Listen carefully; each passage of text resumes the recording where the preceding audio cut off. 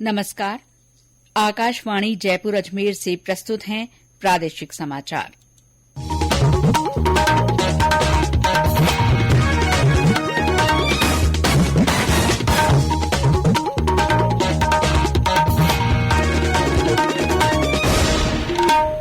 मुख्य समाचार। प्रधानमंत्री नरेंद्र मोदी ने देश में कोविड की स्थिति और संबंधित पहलुओं पर उच्च स्तरीय बैठक की।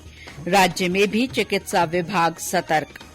देश में चालू वित्तीय वर्ष में 2000 किलोमीटर से अधिक लंबाई के राष्ट्रीय राजमार्ग बनाए गए।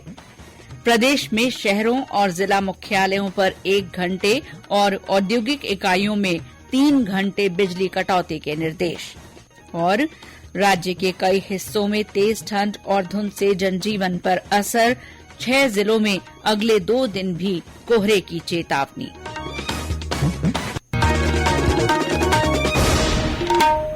समाचारों के साथ मैं शीला चावला और अब समाचार विस्तार से। प्रधानमंत्री नरेंद्र मोदी ने देश में कोविड की स्थिति और संबंधित पहलुओं पर आज शाम उच्च स्तरीय बैठक की। ये बैठक चीन, जापान, दक्षिण कोरिया, फ्रांस और अमेरिका में बढ़ते कोविड मामलों को देखते हुए बुलाई गई थी। केंद्रीय गृह मंत्री अमित शाह, स्वास्थ्य और परिवार कल्याण मंत्री डॉ मनसुख मांडविया और नागरिक उड्डयन मंत्री ज्योतिरादित्य सिंधिया भी बैठक में मौजूद रहे। डॉ मांडविया ने कल देश में कोविड की स्थिति को लेकर उच्च स्तरीय बैठक की थी। उन्होंने अधिकारियों को किसी भी स्थिति से निपटने के लिए तैयार रहने और निगरानी मजबूत करने के निर्देश दिए। लोकसभा अध्यक्ष ओम बिरला और राज्यसभा की सभापति जगदीप धनखड़ ने कुछ देशों में कोविड मामलों में बढ़ोतरी को देखते हुए सभी से कोविड दिशा निर्देशों का पालन करने की अपील की है। आज सुबह जब लोकसभा की कार्यवाही शुरू हुई तो श्री बिरला ने सदस्यों से आम जनता के बीच जागरूकता फैलाने और मास्क पहनने के लिए आह्वान करने को कहा। राज्यसभा के सभापति जगदीप धनखड़ ने भी इसी तरह की अपील की। उन्होंने सांसदों से सतर्क रहने का आग्रह किया क्योंकि कई देशों में कोविड की स्थिति खतरनाक होती जा रही है। उन्होंने कहा कि मास्क पहनने और सुरक्षित दूरी का पालन करने सहित सभी सावधानियों का पालन किया जाए। कोविड को लेकर केंद्र सरकार के स्वास्थ्य मंत्रालय की एडवाइजरी मिलने के बाद राज्य सरकार ने भी सतर्कता शुरू कर दी है। स्वास्थ्य विभाग के अधिकारी स्थिति पर नजर बनाए हुए हैं। जिला स्तरीय अधिकारी कोविड के नमूनों की जांच बढ़ाने और टीकाकरण की दूसरी डोज लगाने पर जोर दे रहे हैं। स्वास्थ्य मंत्रालय ने कोविड-19 के नए वेरिएंट के बारे में सोशल मीडिया प्लेटफॉर्म पर फैल रहे एक संदेश को झूठा और भ्रामक बताया है। मंत्रालय ने ट्वीट में कहा है कि कुछ व्हाट्सएप समूहों में कोविड-19 के नए वेरिएंट के बारे में प्रसारित एक संदेश फर्जी है। मंत्रालय ने लोगों से फर्जी संदेशों पर ध्यान नहीं देने का आग्रह किया है। केंद्र सरकार ने 2022-23 के दौरान 12,200 किलोमीटर राष्ट्रीय राजमार्ग बनाने का लक्ष्य रखा है। सड़क परिवहन और राजमार्ग मंत्री नितिन गडकरी ने आज लोकसभा में लिखित जवाब में कहा कि पिछले महीने तक 4,766 किलोमीटर सड़कों के लिए अनुबंध किया जा चुका है। चालू वित्त वर्ष के दौरान 4 लेन, 6 और 8 लेन के कुल 2000 किलोमीटर से अधिक लंबाई के राष्ट्रीय राजमार्गों का निर्माण किया गया। ये पिछले वित्त वर्ष की इस अवधि के दौरान बने राजमार्गों से 1,806 किलोमीटर ज्यादा है। श्री गडकरी ने कहा कि उनका मंत्रालय निर्माण प्रगति की बारीकी से निगरानी कर रहा है। कृषि और किसान कल्याण मंत्री नरेंद्र सिंह तोमर ने कहा है कि प्रत्यक्ष लाभ अंतरण डीबीटी योजना के जरिए किसानों के खातों में 3,81,000 करोड़ रुपए पहुंच चुके हैं। केंद्रीय मंत्री ने कहा कि प्रौद्योगिकी के इस्तेमाल से बिचौलियों की भूमिका अब खत्म हो गई है और इससे पारदर्शिता आई है तथा किसानों को फायदा मिला है। उन्होंने कहा कि पिछले कुछ सालों में न्यूनतम समर्थन मूल्य एमएसपी पर खर्च कई गुना बढ़ा है, जिसका सीधा फायदा किसानों को मिला है। श्री तोमर ने बताया कि वर्ष 2014-15 में 1,06,000 करोड़ रुपए एमएसपी पर खर्च किए गए थे, जो 2021-22 में बढ़कर 2,75,000 करोड़ रुपए हो गए। ये समाचार आकाशवाणी जयपुर अजमेर से प्रसारित किए जा रहे हैं। प्रदेश में बिजली की मांग में बढ़ोतरी के बाद बिजली विभाग ने नगरीय क्षेत्रों, जिला मुख्यालयों और औद्योगिक इकाइयों में बिजली कटौती के आदेश जारी किए हैं। राजस्थान ऊर्जा विकास निगम लिमिटेड के मुख्य अभियंता एमसी बंसल ने सभी विद्युत वितरण कंपनियों को 5,000 से अधिक आबादी वाले शहरी क्षेत्रों में सुबह 6:30 से 7:30 बजे तक बिजली कटौती करने को कहा है। इसी तरह जिला और संभाग मुख्यालयों पर 7:30 बजे से 8:30 बजे तक बिजली कटौती होगी। औद्योगिक इकाइयों में शाम 5 बजे से 8 बजे तक बिजली कटौती के निर्देश दिए गए हैं। जलापूर्ति, अस्पताल और सैन्य सेवाओं को इस आदेश से मुक्त रखने को कहा गया है।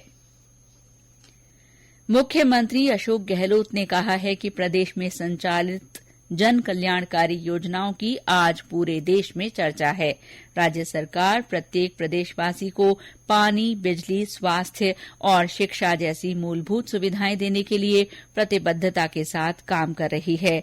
श्री गहलोत आज जयपुर के कंवरकाबास में 68 करोड़ 15 लाख रुपए लागत के विकास कार्यों के शिलान्यास और लोकार्पण समारोह को संबोधित कर रहे थे।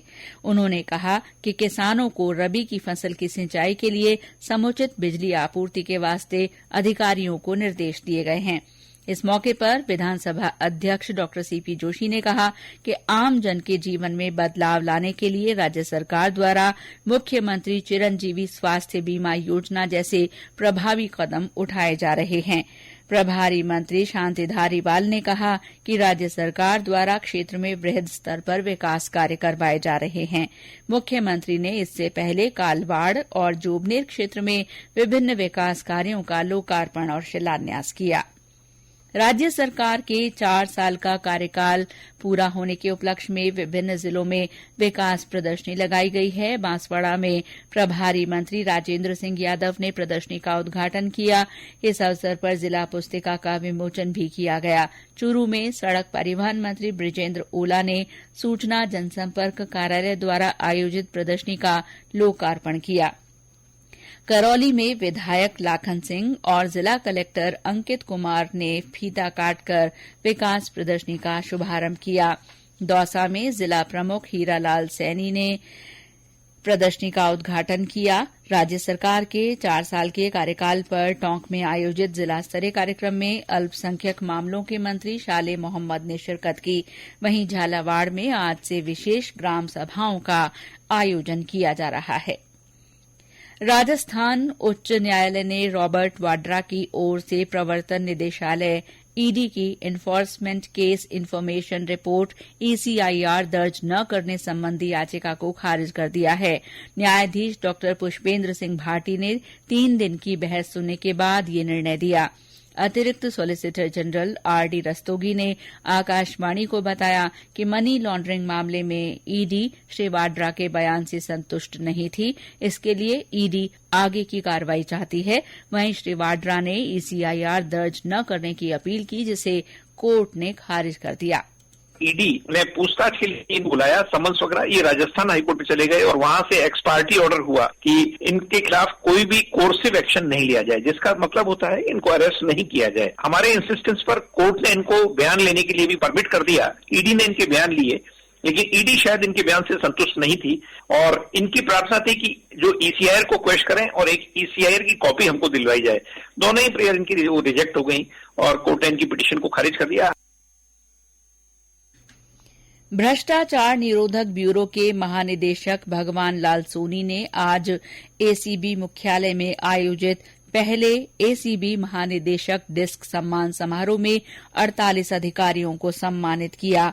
सम्मानित होने वालों में कांस्टेबल से लेकर अतिरिक्त पुलिस अधीक्षक स्तर के अधिकारी शामिल हैं। साथ ही ब्यूरो की जनसंपर्क अधिकारी सुमन और अन्य सेवा के अधिकारियों को भी सम्मानित किया गया। इस अवसर पर महानिदेशक श्री सोनी ने सम्मानित होने वाले अधिकारियों और कर्मचारियों को बधाई देते हुए कहा कि राजस्थान सरकार की भ्रष्टाचार के प्रति जीरो टॉलरेंस की नीति के अनुरूप राजस्थान एसीबी ने भ्रष्टाचारियों पर लगातार कार्रवाई की है। प्रधानमंत्री नरेंद्र मोदी इस महीने की 25 तारीख को आकाशवाणी के मन की बात कार्यक्रम में अपने विचार साझा करेंगे। ये इस मासिक रेडियो कार्यक्रम की 96वीं कड़ी होगी। इस कार्यक्रम में शामिल किए जाने वाले विषयों के बारे में श्रोता अपने सुझाव दे सकते हैं। श्रोता नमो ऐप या माई जीओवी ओपन फोरम पर विचार भेज सकते हैं। टोल फ्री नंबर 1800-117800 पर डायल कर संदेश रिकॉर्ड कराए जा सकते हैं। फोन लाइनें कल तक खुली हैं। 1922 नंबर पर मिस्ड कॉल देकर एसएमएस से मिले लिंक से भी सुझाव भेजे जा सकते हैं। और अब मौसम। राज्य के कई हिस्सों में तेज ठंड पड़ रही है। वहीं कुछ स्थानों पर शीतलहर से सामान्य जनजीवन पर भी असर पड़ा है। बीकानेर में सबसे कम 4.6 डिग्री सेल्सियस तापमान दर्ज किया गया। इसके अलावा चूरू में 6 डिग्री, सीकर और पिलानी में 6.5, नागौर में 6.6, सीकर के फतेहपुर में 6.8 और जैसलमेर में न्यूनतम तापमान 7 डिग्री सेल्सियस रिकॉर्ड किया गया। सवाई माधोपुर में सुबह से ही आसमान में बादल छाए रहने और सर्द हवाएं चलने से ठिठुरन का एहसास बना हुआ है। कई जिलों में रात से सुबह तक कोहरा छाया रहा। झुंझुनू और हनुमानगढ़ जिलों में आज भी कोहरे का असर रहा। कोहरे की वजह से वाहन चालकों को खासी दिक्कत हुई। दिन में बादल छाए रहने से दिन का तापमान भी सामान्य से नीचे दर्ज किया जा रहा है। मौसम विभाग ने अगले 2 दिन श्रीगंगानगर, चूरू, हनुमानगढ़, सीकर, झुंझुनू तथा अलवर जिलों में घना कोहरा छाए रहने की चेतावनी जारी की है। और अंत में मुख्य समाचार एक बार फिर। प्रधानमंत्री नरेंद्र मोदी ने देश में कोविड की स्थिति और संबंधित पहलुओं पर उच्च स्तरीय बैठक की। राज्य में भी चिकित्सा विभाग ने सतर्कता बढ़ा दी है।